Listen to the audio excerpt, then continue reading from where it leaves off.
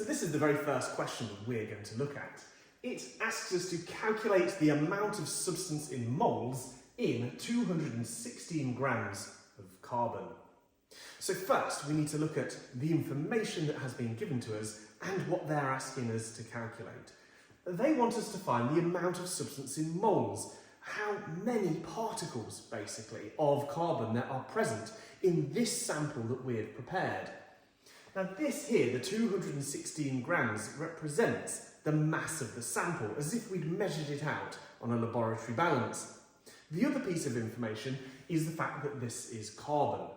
Now the very first thing that we need to do is we need to write down what the molar mass of carbon is. Now carbon is the most easy, it's exactly 12 grams. That a whole Avogadro's number of particles fits in exactly 12 grams of this substance.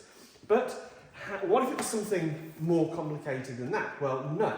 At the very, very back of the book, you have the periodic table. And you can see here, this number at the bottom, 55.8 for iron, for example, that is the molar mass. It is how many grams 1 mole would have. Now, looking at this, I've made the mass of the sample in blue. Hopefully we'll always keep that blue. And what I'm going to write down is, I'm going to use my other colours to represent the other things. So first of all, my molar mass, which is capital M, that for carbon is equal to exactly 12.0 grams. What I also know is that the mass of the sample, which is lowercase m, is given by 216.0 grams.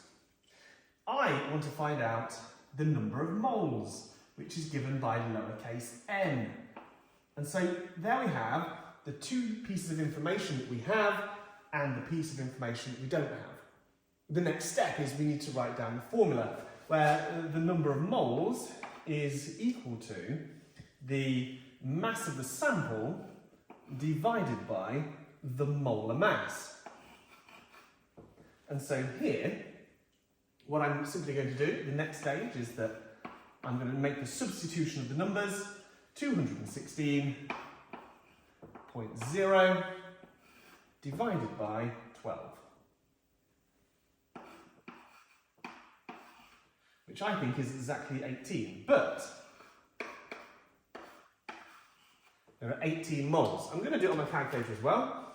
You should always just make sure that you check your mental arithmetic. That is what the calculator is there for. It's 18.